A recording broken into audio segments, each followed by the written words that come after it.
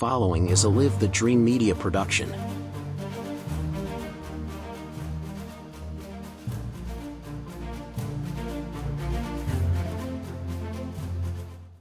Hey, good morning and welcome to Local Marana. Happy Wednesday, everybody. It's a little chilly out there this morning, or at least that's my take on it. Anything under 70 is chilly. Hey, we've got a special guest in the house this morning, and it's somebody that I've known your grandfather, Joseph, for, we were doing math, probably somewhere around 15 years, your dad about 15 years, a lot of your family. Jospeh Parsons Jr., welcome to the podcast. Yeah. Thanks for having me. It's Parsons Steel, everybody, if you're not familiar with that. And like my wife said to me this morning when we got up, she goes, how cool for you? You get to go hang out with a cowboy all morning. So we're going to touch a little bit on that all first. Right. Parsons Steel, I'm going to guess and say, I asked your dad one time, I'm going to say that this probably is pretty accurate with you. I said to your dad, Joe Sr., yeah, hey, have you ever had a paycheck from anybody but Parsons Steel? And he said he worked for his father-in-law one summer baling hay, but he got paid cash. yeah. So you were born into the steel company. I'm guessing with your dad being, is he are you the president now? No, my dad is. Yeah. My grandpa retired, I think, about 2 years ago. It was always him before that. So, now my dad is. But, yeah, that's the only place I've ever worked since we were little kids. Yeah. At one point, my dad and uncle and grandpa were all partners, and we had the Marana stockyards as well, and the ranches. And I always kind of gravitated towards that. I wanted to be a cowboy, and I liked agriculture. So I grew up working mainly for my uncle, but the family business still. Yeah. And I remember, like when I was 18 years old, as soon as I was of age, my grandpa and dad had me get my CDL. And like if me or Cutter, if we were home, not rodeo and not at school, we were working. Yeah. There were multiple days like we would get off school and we'd go and run a load of steel or go help my uncle at the cell barn. So from day one, since we were kids, we all always worked. Yeah. Hey, two things we have in common. First off, baling hay is the toughest job I've ever had. Yeah. I mean, you look at my size, throwing them bales. Yeah. That's the toughest gig I ever had. And I have hauled probably 500 loads of steel. Yeah. In my day, I had a CD. I did heavy haul, but I did a lot of steel, and that's the toughest of all the stuff I've ever done. Because steel is so, you better know what you're doing if you're going to transport a load of steel. Yeah, it's real hard to haul. Even though it's heavy, it's real slippery. People don't understand that. Yeah. I remember we had a job at the Biosphere for the U of A, and we called them, in different shops, everything gets its own name. We called them the bird wings, and they were just big misshaped pieces of steel. And as you would drive, they would shift a little bit, and it would take me about 6 hours per load because every like 20, 30 minutes I have to stop and tighten the chains on the side of the road. And it's shaking out, it's shaking over. Yeah. I would much rather haul livestock than steel any day. Or a building, or a tractor, or anything like that. But, anything, but actually steel would be at the bottom of my list of things to haul. And the big rolls, you ever haul the big rolls of steel? Because those can just snap, and they weigh like one of those rolls, just in case you're driving by them, on the highway. They weigh about 7,000 pounds per roll, and sometimes more than that. Yep, sometimes and there's really no way to, you can secure them, and most times you get there, but you got a problem with the chain, you're done. Yeah. No, steel's real tricky.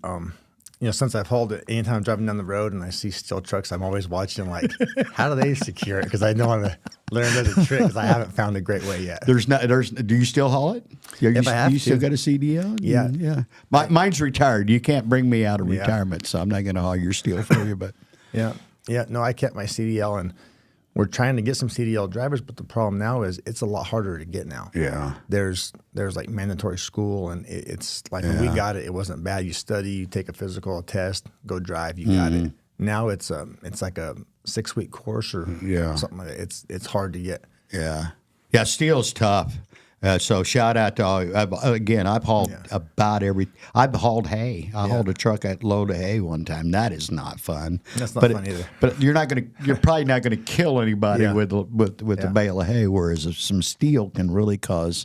Yeah. When you mentioned the shuffling, I can just see myself, like you say, it take you really almost to the end. Yeah. Wherever you were taking it. because it just moves around inside there. There's just no way to. You can belly wrap it all you want, and you can chain it down all you want. But when you, especially with this kind of steel that you move, beams, for lack of a better time, they just move around. Yeah, we always when we bring on a new driver, we sit them down and go over all of our rules for like strapping procedure and how we want things stacked, and we let them know like that is our biggest liability is something coming off on the road. So I said if the driver's in charge of the load, if the shop stacks it, if you don't like it, you make them change it because you're responsible and you pull out of there. And if you can take the frontage road, I tell them to take the frontage road. Yeah. But we make them stop and check, and it's you gotta be careful. Yeah. See, I've already learned something about you this morning. It's something we have in common. Yeah, that's cool. So, and I saw, by the way, speaking of your grandfather and the lifestyle, the last time I saw your grandfather, Charlie, was maybe 3 months. Time flies. Out at the stockyards having lunch one day. I hadn't seen him forever. The last time I saw him, like a horse had kicked him, or do you remember how long?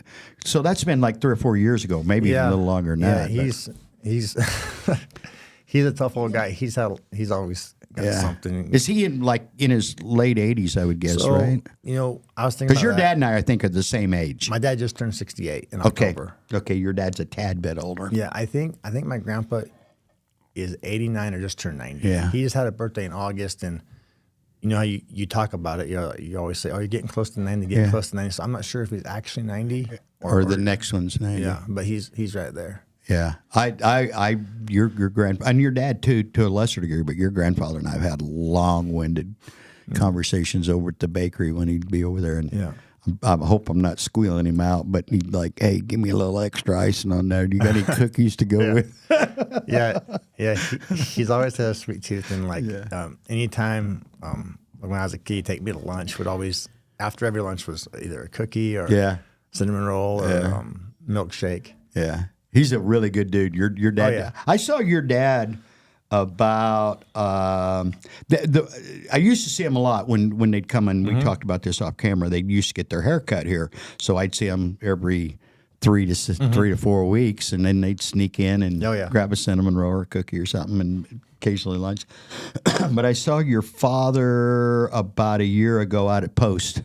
At the pumpkin patch, there was something going on out there, and I saw him just looking. Was it the pumpkin patch, or was it like another event out there? It was an event.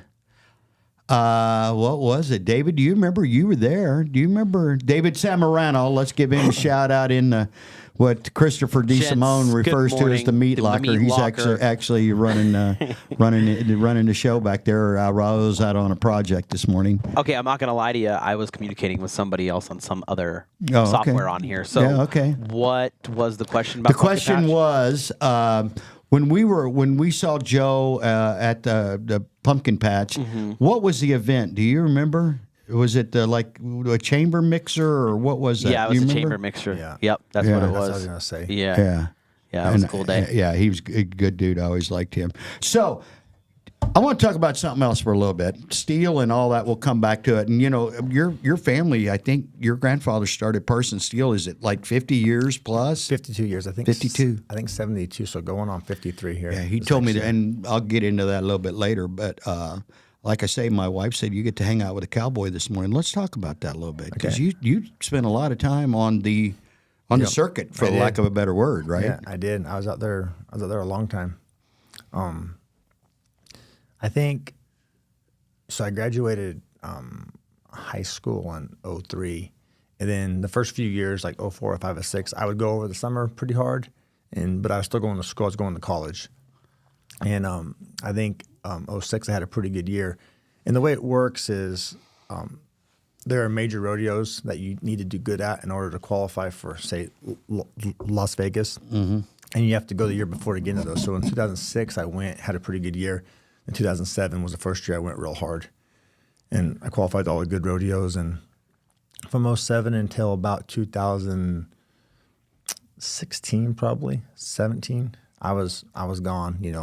All summer. All year. I mean, I was gone 300 days a year. I was gone most of winter. So did you live that rodeo life? You got your truck, you got your trailer? Oh, yeah, for sure. And away you go. Yep. And I would come home more than most guys because we always had, family business and, cousins and, I liked being home. Yeah.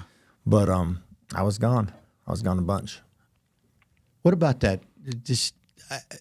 I just think of Chris Ledoux when you talk about that. It's just there's just like a magic or a romance to that lifestyle to me. It's like I can hear who I guess it's George Strait. I Can Still Make Cheyenne. Yeah. It's kind of a theme song in the back of my head. Yeah, that's a great one.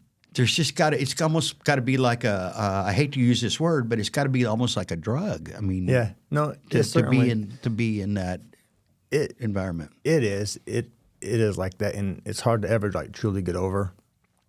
Like for now, like I love competing. I love the roping. I love my horses. I love getting stuff ready, but I don't like being gone anymore. Yeah. So it's definitely like it's a young guy sport. And you're talking about that song. That song, it kind of says a lot about the mindset you have to have. He just lost his girl, but he says that's all right. Yeah. If I hurry, I can still. Yeah. And that's the mindset. Love you, baby, but if I hurry, I can still. Yeah. And that's the mindset, that you got to have. Anyone who's doing any good out there, that 100% comes first. Yeah. That's true in business, though. I'm sure you see that in your own in your. Now you mentioned getting it all ready. I don't want to leave that completely there. Do you still participate at all? I do. I do. So one thing that's good about rodeo and compared to other sports, like when you're done with when you're too old to play in the NBA, you have nothing. You're else done. To do. Yeah, you're done. Or with baseball or football. So rodeo, like there's a circuit system. So you're just competing against guys in like the turquoise circuit is my circuit. It's Arizona and New Mexico, and so it's basically there's a few kids that are still going hard who happen to live here, but it's a bunch of working men who work all week and go on the weekends. So you're still able to get your feel on competition and how often do you do that? I probably go to 20 places a year. Okay. So a couple times a month, roughly? Yeah. And is that more year round, or is it more a certain time of the season? Or? No, it's year round. Like there's stuff, like I was at our circuit finals up in Camp Verde just last weekend. And then not this week, but next weekend I have it's the Grand Canyon Professional Rodeo Association. It's like a little Arizona circuit. It's up in Buckeye. So there's quite a few things to go to. What do you do in New Mexico? Where are they located over there? Las Cruces, Albuquerque, Santa Fe. Okay. So, amongst others, I mean, there's a bunch. There's Socorro, Lovington. There's a bunch of stuff. Because I used to spend a lot of time in New Mexico driving, and I was telling my wife the other day, I haven't been there in years, but I want to go and start hanging out there a little bit in Ruidoso. Yeah. Now that's a different. That's different horses. I mean, those are quarter horses. Yes, sir. That race, but that's always like a really cool little. Always was a little cool town. Do I hear a little interlude for a little break, David? I do. Yes, sir. It's ad time, so I thought I'd throw this on. Oh yeah, that's great. All right. Good song. Yes, sir. Hi, I'm Alan Murdoch. For the past 20 years, I've been buying, fixing, and selling properties right here in southern Arizona. And I want to buy your property. Whether it's a house, apartment, commercial building, or vacant land, regardless of the condition or the situation, I want to talk to you. When you sell to me, I pay cash and it's hassle-free. No repairs, no closing costs, and no commissions. If you have a property you don't want to deal with and you want a quick solution, call, text, or visit selltalon.com. Again, that's selltalon.com. Discover the power of 88 Crime, where your anonymous tips are rewarded with cash. When you call in anonymously with the tip, you are given a code. With the code and a password, you can walk into a bank and redeem your reward anonymously. If your anonymous tip results in a felony arrest, you can claim up to $2,500 cash reward. Let's stop the silence on crime and strive for a safer community. For more information, please visit 88crime.org or call 88crime. Copper Creek Cookies, Copper Creek Cookies, CopperCreekCookies.net. We can print anything on our soft vanilla logo cookies. We deliver them and other sweet treats locally.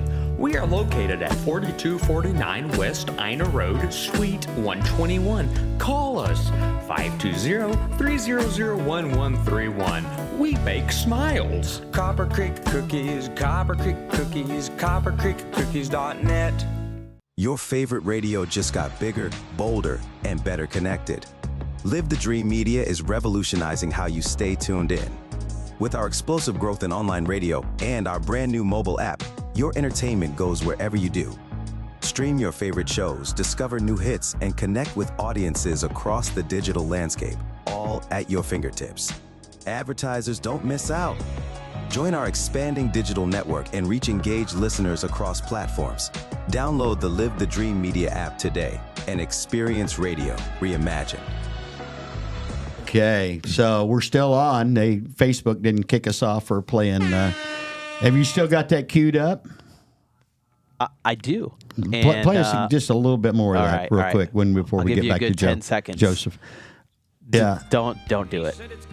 Don't do it. I know what you were going to say. I know what you were going to say. Don't do it. I won't. Okay.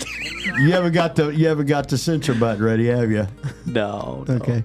Hey guys, go listen to this song. This is one of my favorite. Actually, this is one of my favorite George Strait songs. I was never in the rodeo. I used to ride a few horses as a kid, but when you live the life that I lived as a driver, and I wasn't married at the time, and I actually met my wife on the road. That's the lifestyle you kind of live. Yeah, it's like, great to see you. Do you ever hear the song "Guitar Town" by Stephen Earle? Maybe. I'm hitting up, loading out of here tonight. Okay, yeah. You know, like one of these days I'll take you with me back to Guitar Town. Yeah. What do we got? I hear some buzzing or some talking. Is that you? Yeah, sorry about that. I was checking the stream, and I have my mic on because I'm a rookie. I haven't been here in a while. So. That's why we put him in there every now and then to make sure everybody still knows their old jobs. Yeah. So let's talk about the steel company. I saw you recently at the Marana Food Bank. Yes, sir. You guys did an incredible job with that, with the awning. Let me ask you a question. This is going to come PVV, I've known Pete forever. Yeah. Matter of fact, Pete is the second longest tenured person I know in this valley. Okay. He was introduced to me by Edgar Soto when Edgar Soto was the head coach down at Pima Community College, and the young man you met a minute ago is Edgar's nephew. Okay, cool. And if you know him very well, you can listen to him and you think Edgar's in the room. But did Pete? I'm asking you this. Did Pete have something to do with that awning? Because somebody said that Pete maybe contributed something to that, and I've never asked him, but I'll ask you. To my knowledge, no. Okay. But I mean, that doesn't mean that didn't mean it didn't happen. No. That was the long story short. When the new Marana Food Bank went in place, they put up an awning out there, and they got it up like a week.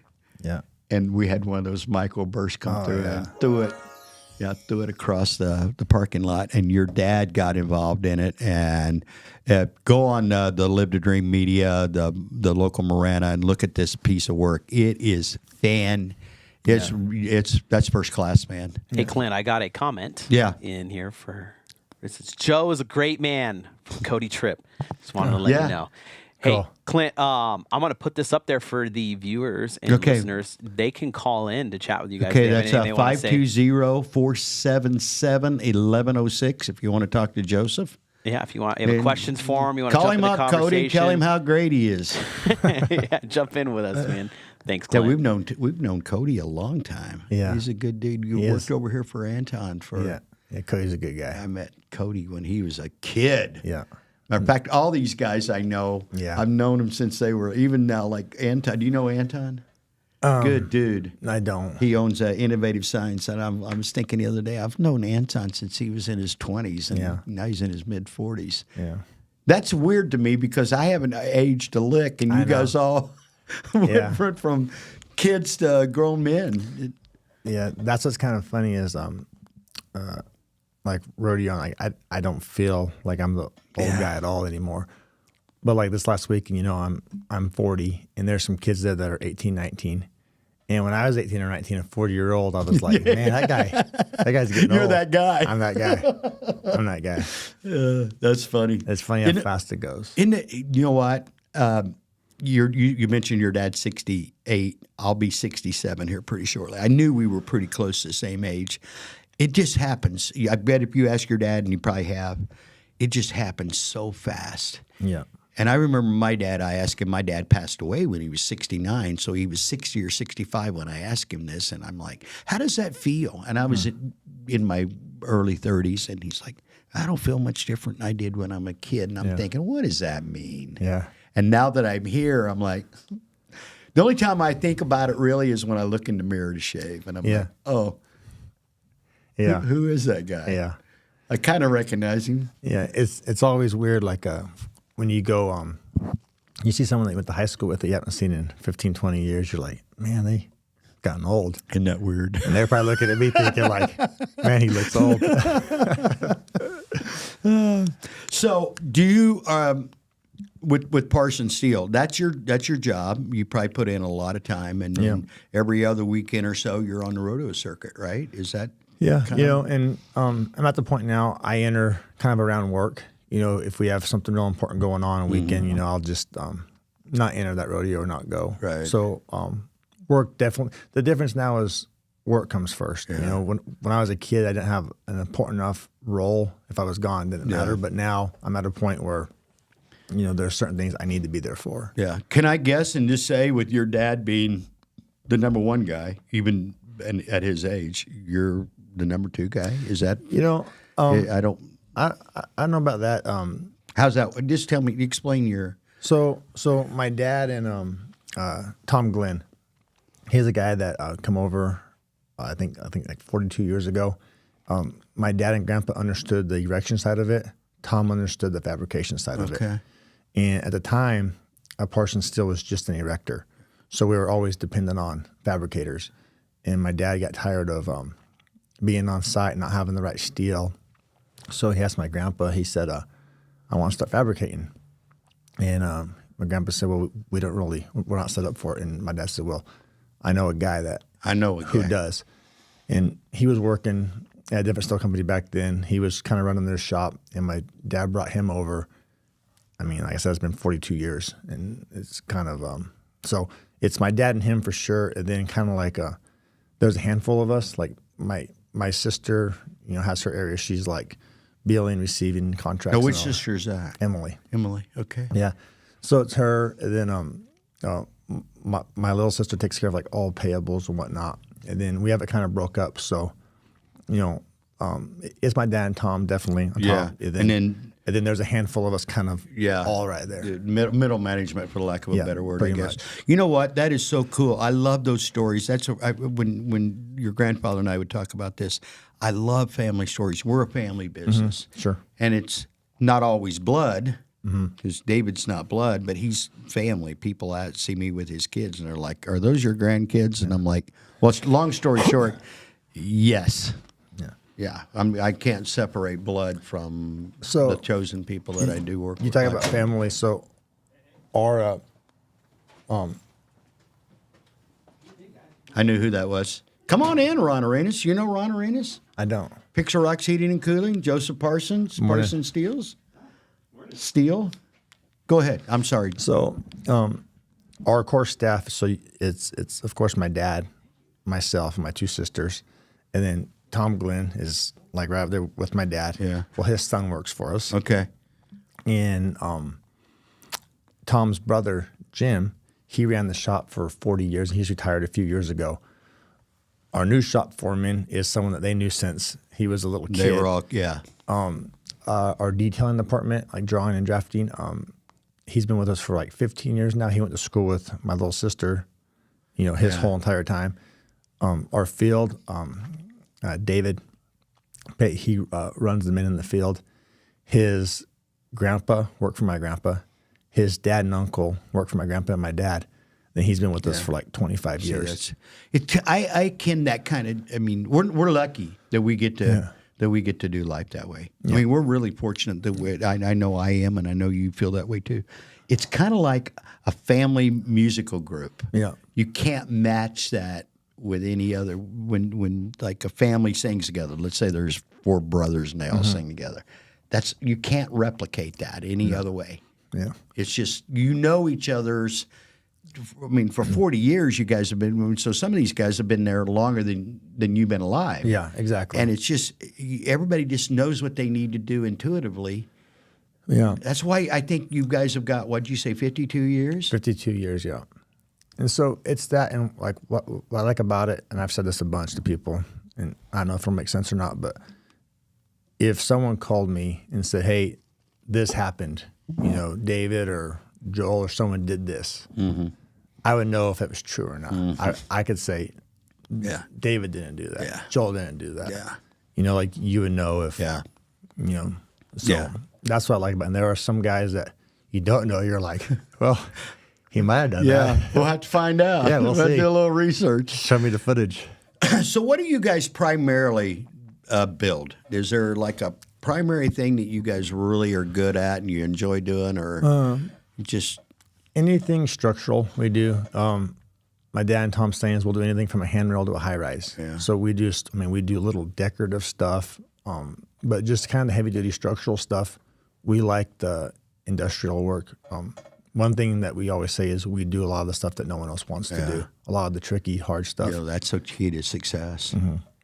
Just doing things that the average person just says, I'm not going to do that. Yeah. There's a bunch of jobs that like a general will call and say, hey, we've talked to 5 guys about this. They come and look. They never call us back. And that's a lot of stuff that we do. But we got a lot of talented guys. So what are you working on now? You got anything special you're working on that you can talk about? The one that we're very proud of because it's in Marana is the Marana Aquatic Center. Have you been out there? I have. Yeah, we did all the steel on that for Chase.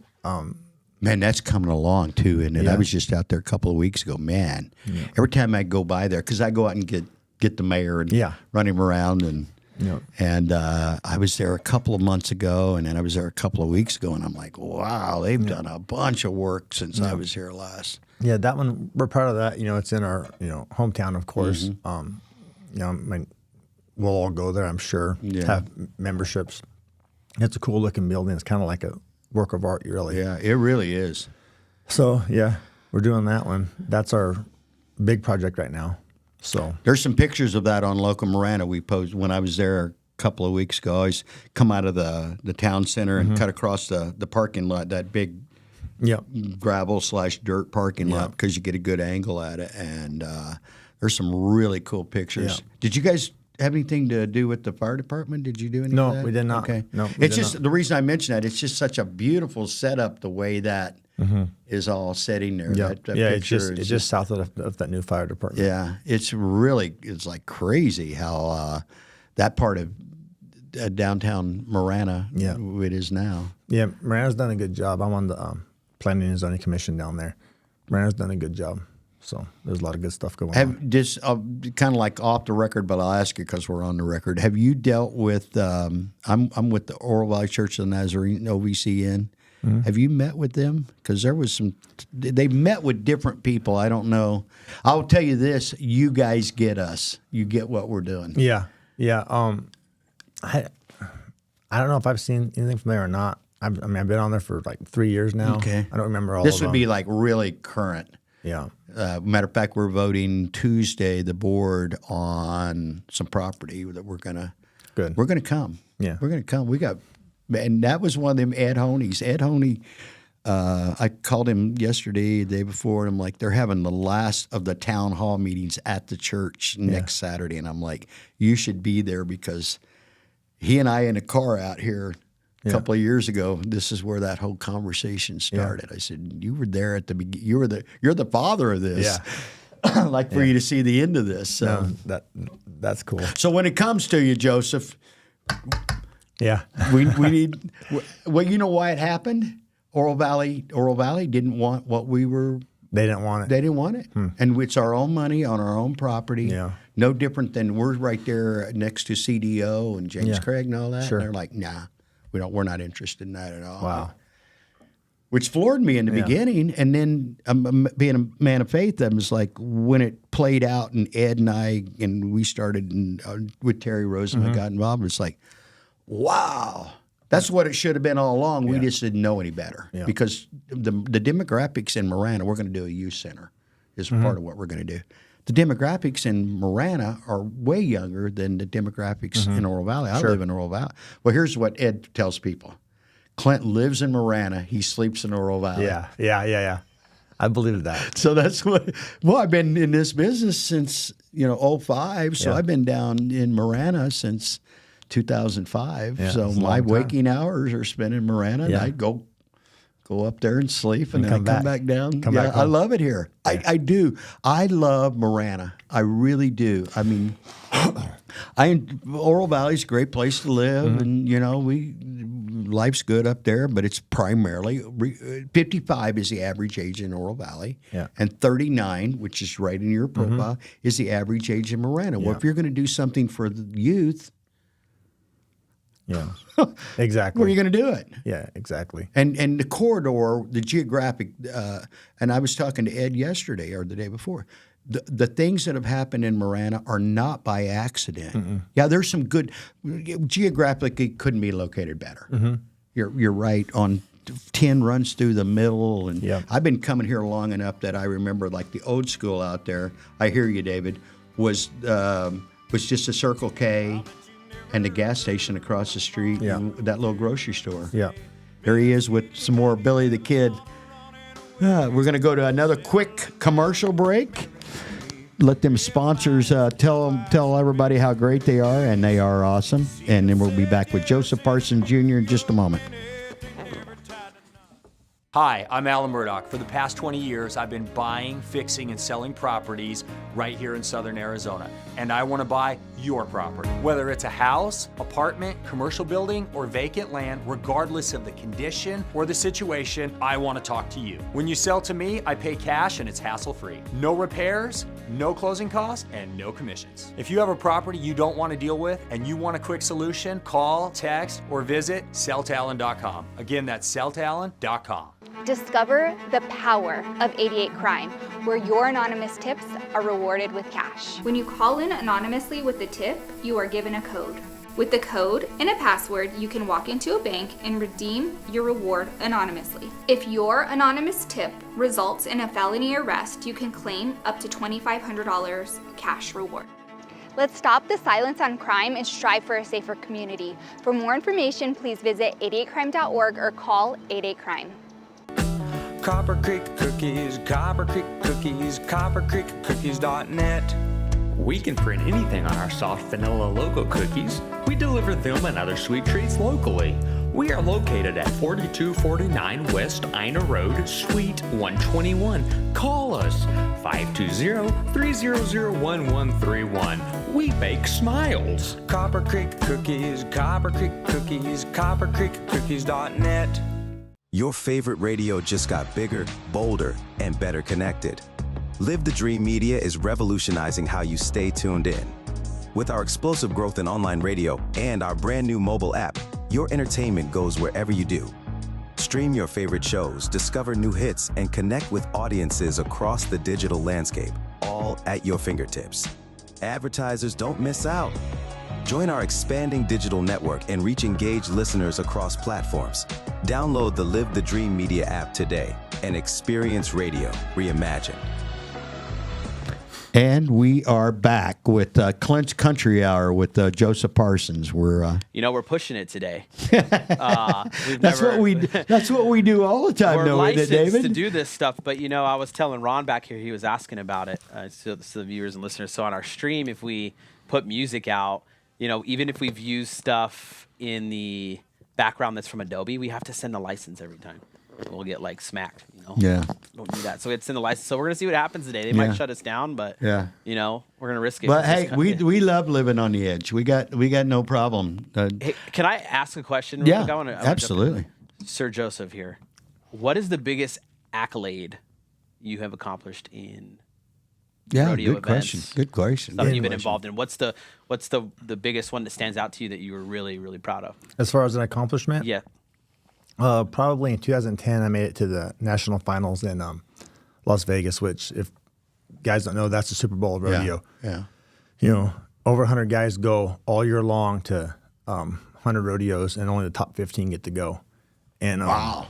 That's crazy. And that was pretty special to me because there's only been, you know, calf roping is what I do. It's not huge on the west, out west. It's bigger back in Texas or whatnot. There's only been a few guys from Arizona ever qualify, and so that one sticks out the most. Like, I've won around here as a kid. You know, I've won at the high school level. I won at the circuit level around here. But making it back there stands out the most. But isn't calf roping, isn't that like the most skilled of the rodeo? I mean, riding a bronc is tough. There's no doubt. Yeah. But that's just being able to hang on for 8. No, I mean, everyone's hard. You know, every single. But I mean, event's as far hard. as the skilled. Yeah, the calf roping is hard because you're having to dismount your horse, and there's a lot of athletics involved. So, it's I'm not tough. minimizing riding a broncs. That looks crazy, by the way. Yeah. But to actually catch rope, catch, jump off, tie, do the flip, and be judged by time and effort, that seems to me like that was more like the toughest of what. Yeah. Am I wrong in that? Because barrel riding, again, that's. Yeah. I mean, there's just so much to do with the roping. Every event, there's so much stuff going on. You know, they're all just different. I wouldn't say it's any more than anything else, but it's definitely. Well, I say he's humble, but we both know that's pretty tough. That's pretty tough. I've seen them but it's like you say, like a great athlete. It looks easy until you go do it. Yeah, exactly. Yeah. So, you know, I'm proud of a lot of things that I've done with that because that's a lot of work and a lot of time and effort. But, you know, back that, you know, our state, there's only like 3 or 4 competitors, you know, at the finals that year from Arizona. So to represent Arizona and kind of be known for that sticks out. That's very cool. That sticks out probably the most. That's very cool. That's the one you got the big poster of, right? Yeah. The big buckle and the big picture of that one. Yeah. In a steel frame? Oh, yeah. Of course. You guys gave Ed something not too long ago. What was it? Let me think of what. Was it some brands? Yeah. Like in the last 6 months, he was showing me some stuff that you guys had brought him. I'm talking about Ed Honey, the I think mayor we of made him Marana. some brands. We burnt some brands out just like for decoration. Yeah. We did that. I know we burned out of steel the Marana PD, a bunch of like large like. I saw that. Yeah. I saw those. That was too. for Officer Jimenez. He kind of requested those, and he was my he was the on-site officer when I was in junior high. And we stayed buddies ever since then. So he asked for those. So we burnt, I don't know, 15 or 20 of those, maybe more. Yeah. You know, again, I'm gonna plug Marana because I do it all the time. It's people like your father, your grandfather that built this community, and I have a great deal of respect for that. That's part of the reason why when I saw you recently and I asked you to go on, that's important. Yeah. And I tell Ed that all the time. We've got to keep those stories alive of how we got here. It's too easy to gloss over, and you see all the new subdivisions going in and the new houses being built. But to me, and I'm getting older, so there's more of a nostalgia for me than maybe a younger person. But I always want to know how we got here, because to me, how we got here is pretty important of where we're going to go. Yeah. And you have been here your whole life, so for 4 decades, and you have probably seen and you know people that, for example, Melissa Zuppi, part of the Post family, just a sweetheart. Her and Ryan and her kids are just they're just some of the best people I know. And I'm like, tell me what it looked like when you were, say, in high school versus what it looks like now. This is not the same community, is it?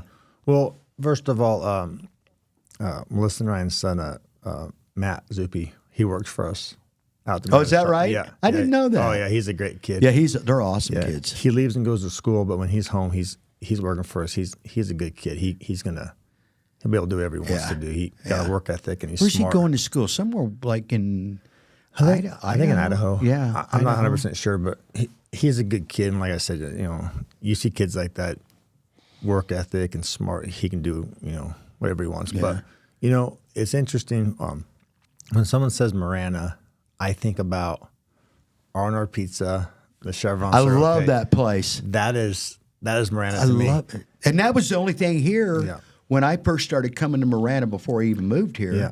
I delivered at that little grocery store that was maybe next to R&R or Marana Market. Yeah. Yeah. And it looks different now because they put a new facade Yeah. on it. But Yeah.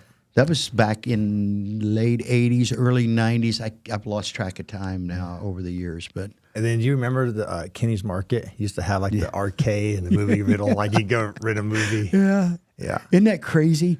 But then to watch what we've got now, Tangerine really to the west side, I don't even know, did it even have I mean, I know we could come east because I live off of Tangerine. Now we've got all the big warehouses there. Yeah. We got Gladden Farms there. We got the new Fry's that we just opened, say a month or so ago. Yeah, it's I've just always said wild. It'd be interesting if you could take someone and like they're here, like say in high school, and were gone for 20 years and came back. I mean, and just I don't think they could. I don't think they know where they were at. They'd get lost because it happens slowly, so we see it kind of change gradually. Yeah. But if you were away for even 5 or 6 years, there's so many houses out there, and Well, I remember at Cotero here, and it was like one of my favorite little spots. And this is back in the 80s. The only thing there was the McDonald's. Yep. When you went west of the freeway, big dirt parking lot, so there was plenty of room to move around over there. And that was the only thing there. Yeah. And now we've got this we got a problem over there, by the way. Yeah. With getting people moved around and the railroad tracks. Yeah, and it's bad. Got a whole housing developments and shopping centers. I mean, we'll get to that, but and I talked to Ed. We talked to Ed and Patty and John Officer and those guys a lot about that. We got to be more in front of some of this stuff moving forward. Yeah. It just happens so fast. Growing faster than we're prepared. Yeah. Yeah, like if you leave Cotero at the wrong time and you come back like from like say like the Walmart, going back to the freeway, you can be 20, 30 minutes just getting a few hundred feet. Yeah, it's not good. I was talking to a guy yesterday that's from he's from Oregon originally, but he's been traveled around the world. We still don't have the traffic problems that most people have. Yeah. Even including, Phoenix has got highways everywhere, but really traffic's not too bad. It's not bad. there. Yeah. Go to L.A., go to Chicago, go to New York, go to Atlanta. Yeah. If you've been in any of those places, that's where traffic is stupid. That's kind of like when we complain about it being cold. Look at me, I'm all dressed. It's not really that cold. No. What's the coldest you've ever been? You're rodeoing, so you've probably been a lot of places, Wyoming and places. What's the coldest you've ever been? I was in Amarillo one time picking up a horse. Amarillo. Now hear what he just said. Amarillo, Texas. Yeah, and it was like -1 or 2, and they said with wind chill it was like -8 or 9. Yeah, and we were out there. I picked up a horse, and I was like, "This is different." Amarillo has a weird. That climate through there is weird. The coldest I've ever been, I was in the Illinois National Guard in 1977, and I remember that because Jimmy Carter was inaugurated president during the time we were in Brainerd, Minnesota, sleeping in tents in Brainerd, Minnesota, which is on the Canadian border, and the temperature, not the chill factor, got 30 and 40 below. Oh yeah, that's crazy. Well, I didn't go out. Yeah, they're like, you can do this, and I'm like, nah, I'm not going out. Yeah, what are you going to do? Confine me to the barracks? Well, yay. Yeah. I think I'd rather deal with our heat. Oh, absolutely. Absolutely. I'd rather deal. I remember being in Arizona. I didn't live here at the time. I moved here in 91, but probably in about 88 when it was the hottest day on record. It was like 122 up in Eloy, Casa Grande, that area. Yeah. And I remember just... Yeah, and yet it's okay. It's way better than what I just described. Yeah, because you can die in that in like minutes, and at least here you can go find a shade tree or air conditioning. Yeah. I know I'm a sissy. I grew up in the Midwest, and zero is something I'm very familiar with. Yeah. I'll take 100 over 0 any day. For sure. Any day. There's no question about it. Yeah, for sure. So we got a few minutes left. I don't want to leave any, at least for this first time in. We're gonna have you back because, again, like I say, I love talking Marana. Yeah. And no one's more Marana than the Parsons family. Yeah. I mean, you guys have just been here. I think your your grandfather, he got here basically the time he started the steel company, right? Isn't that? He started it soon after being here. Soon after, they came from New Mexico, and I'm not sure exactly. I'm not sure exactly the timetable on that. Yeah, 50. We know 52 years ago, maybe a little bit before that. And I'd have to have Charlie or your dad refresh my memory, but I think he started it pretty immediately. Yeah. After coming, and your father and your uncle were like kids at the time, and I remember he was like, I had to figure out a way to feed these guys, and they were young, strong guys, and so he got into the steel business. Yeah. One thing you talk about Marana, turn into what it has is, what interests me is a lot of the forgotten history. For example, my other grandpa, John Paddock. I don't know if you ever knew him or not. I didn't know. He was one of the first to really move out there to where we're at, and kind of start developing a lot of that land. And very few people know that. So there's this. It's great now. It's irrigated, and a lot of people are living out there. And there's a lot of men who had things to do with certain areas that no one ever knows about, and that's interesting to me. It is to me. Yeah, it is to me. My mother passed away pretty in the last couple of months, and that's one of the things that we spent, especially the last little bit of her life, was making sure we were getting on at least audio, if not video, of that stuff. Because so often it passes you, and that's why I have Ed in a lot and bring him in. I love people that's local coming in and sharing their stories, because if we don't start capturing it now, and I'm going to throw this out to you right now, I want to even do more history on Marana, more from a documentary, for the lack of a better way of putting it, or books or stuff like that. The Orame, they just did the Orame stuff. That's important to me. Maybe I'm just an old guy that geeks out on history, but I think it's important that we capture that while we can. Yeah, no, there is our last planning and zoning meeting was 2 weeks ago tonight. And they had they had some stuff set up right out front there. And then, before the meeting, I had a little bit of time. I was reading it, and there are a lot of things that I've been here my whole life I should know, and I didn't. And you're like, man, what a amazing person. Well, I'm a member of the Marana Food Bank. Yeah, sure. And when I start hearing the stories from Patty Comerford, who was Orame was her mentor, I guess, for the lack of a better word, and telling the stories about how she drug trailers in from different places so they could serve people, and the stuff that they do. To name a park after her is great, but we got to be able to keep. So when they asked me to be involved, it's like to keep her legacy alive. Well, that's the least we can do at this point. Is she built that, and how do we sustain that? Yeah, it's that forgotten history that needs to, people need to know.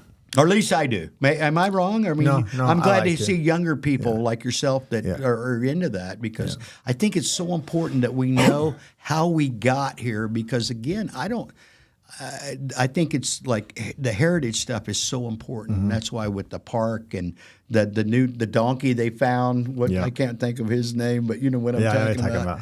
I'm like, that is so cool, because that takes us back to where we were. So I just know that we stand, and we got a lot of really cool equipment in there. Matter of fact, we bought some camera equipment the other day that one of David's family members go, what are you guys going to do, start making movies? And he said, well, Clint kind of wants to, so maybe we will. So we stand ready to capture that stuff, especially with the people like your grandfather that saw. Well, Marana wasn't a town when your grandfather moved here. They didn't incorporate until 1977, and 52 years makes that 1972 when your grandfather moved here. So it's people like your grandfather and Orame and people, the Post family and the Honey family, are the reason why we even have a Marana. And not only should we celebrate them and revere their memories but we need to do a better job telling that story. Yeah, and I think like the Glen Farms area, it's a great area. Like the great houses, great walkways. It's nice over there. But there's a lot of people living there, enjoying all that they don't even see. That's the point. They have no idea. Like there used to be cotton right here. There used to be a ditch right here. There used to be, workers used to take their lunch right here. Yeah. And there's things like that they have no idea. Yeah. And you kind of wish they did. Yeah, I think it's important. So just know that when you have those passions and yearnings, we do too. Mm-hmm. So if we can help you tell those, because they're your stories, not mine. I didn't get here till 2002. Yeah. And like I say, I don't even technically live in community. Although Ed has said a few times, why don't you move over here? And I'm like, I'm getting old. I don't want to have to move, but maybe one more time. So maybe we'll buy that property there. I'm not joking, but that property right there at that hole in the wall, you know what I'm talking about? Moore and Thornydale. Okay, the Gerber baby family, that corner right there, the east side going in there. I've always wanted to buy that. That just looks like a great piece of property. And I said, what I do is build all my family, my kids and stuff, their own little living quarters and have like one big compound. And they say compound, and I'm like, not that. Ed goes, well, can you save me a spot there? Yeah. And I'm like, well, how much square footage do you need? Yeah, Ed? how much you need? Yeah. If we do, we'll get Parsons Steels to build it. Because actually my wife wants to build, and I'm gonna help her. She's always helped me live my dreams out. And I said, well, I'll help you. She wants to build like a little resort there. And I'm like, it's great as long as we don't have to rent it to anybody that actually make a living off of it. It sounds great. This is fun. Yeah. Oh, yeah. This has been a lot of fun. Will you come back? Oh, I'd love to. Yeah. We need to get you in here more.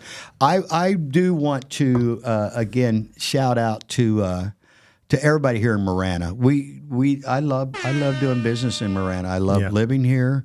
I love spending time here. I feel like again, I didn't get here till I was in my 40s, but this is my hometown now. Yeah. And I really feel that. Yeah. When I drive up and down the street, and that's because people like, especially your grandfather, your father, and the people that we've mentioned, created that environment. Yeah. And I want to do everything we can to sustain that. Yeah. And I love that you tell me that you're on the planning board and zoning and stuff, because that's huge. Yeah. That we don't get crazy and just sell out for the sellout. No, it matters. And some things are out of your control. But I've kind of learned the first year or so I was real quiet and didn't really say much, but now I've kind of learned the way it works, and I've learned that even if the motion passes, if you don't vote for it, you at least are not just going with the flow. Right. And so I've learned to not just go with the flow. Kind of like if I don't think it fits, I'll vote that way. Yeah. So.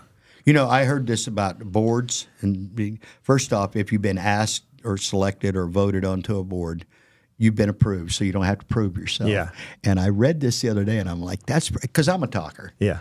But I'm on a couple boards right now, and a couple of them I really haven't said anything on them, and I've been there a while, unless I was asked, because I want to learn what this board is doing itself.